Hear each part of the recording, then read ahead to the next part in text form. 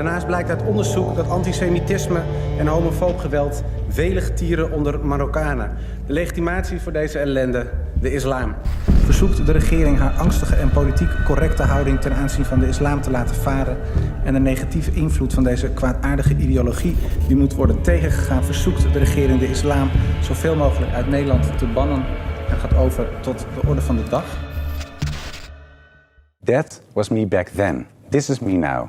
I'm no longer a member of the far right. Ironically, the thing that made me join the far right is the same thing that made me leave. It was Islam. And this is my story.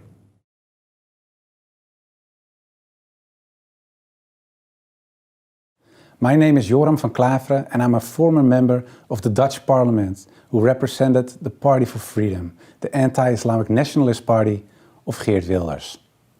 For years, I gave everything I had to fight against Islam. I tried to make legislation to shut down all Islamic schools in the Netherlands. I attempted to close all mosques, ban the Quran and ban Islam altogether from the Netherlands. As a Dutch politician, I opposed Islam in every way possible. Then, in 2017, I left Parliament and finally had the time to fulfill a long-held desire to write an anti-Islam book. I wanted a book that would provide conclusive theoretical groundings for all of the objections I held against Islam as a politician. My book would settle the dispute about Islam with a clear conclusion. Islam is a danger to Europe, to America, to the West and actually to the whole wide world. Before writing my book, my view about Islam was influenced by the conservative Protestant environment of my upbringing, in which other religions, and certainly Islam, was definitely seen as wayward and wrong. I was also influenced by the cultural aversion towards Islam that many Europeans have, which was a result of their historic clashes with the Islamic world. And of course, the fears and worries I experienced during years of studying comparative religion at the university formed my opinions. Remarkably, my studies at the university actually began on September 11, 2001. Many horrors would sadly follow, inside and outside of Europe, from the murder of columnist Theo van Gogh to kidnappings, anti-Semitic terror and beheadings, to haphazard stabs, truck attacks and suicide attacks, to the proclamation of the caliphate by ISIS. There were even Muslims from the Netherlands who traveled as jihadists to Syria. These events confirmed and deepened my negative feelings about Islam and motivated me to join Wilders' party. I believed that Islam should be fought wherever possible. But as I began writing my book, I came across information that was at odds with the ideas I had.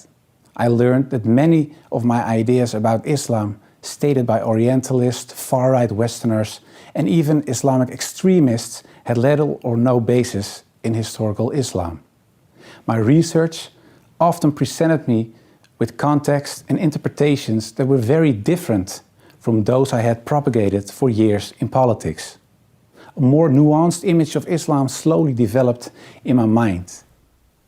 Seeking more information, I wrote to various academic authorities on Islam, including Professor Abdul Hakim Murad of Cambridge University. He pointed out various scholars, books and facts and advised me to read again and more deeply this time.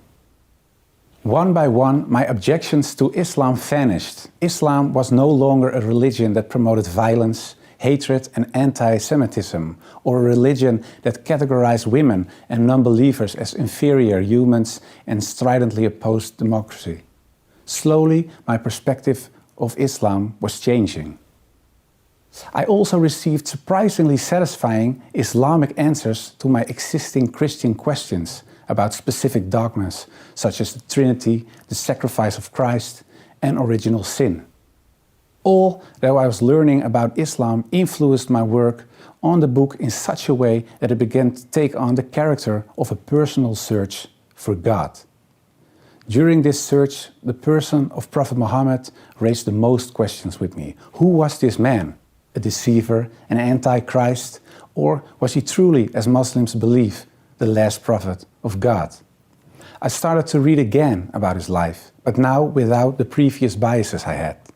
And I saw a more than special man, a man with almost supernatural patience, care, love, guidance, and above all, dedication to his God and to his mission for justice.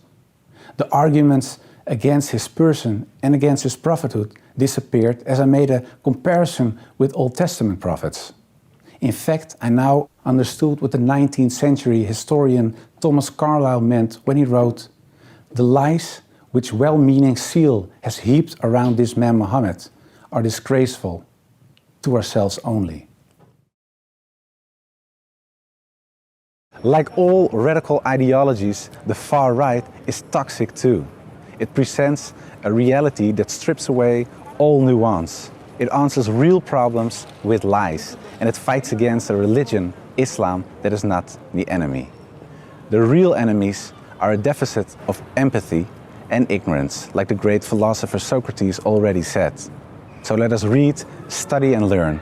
Extremism is not the answer.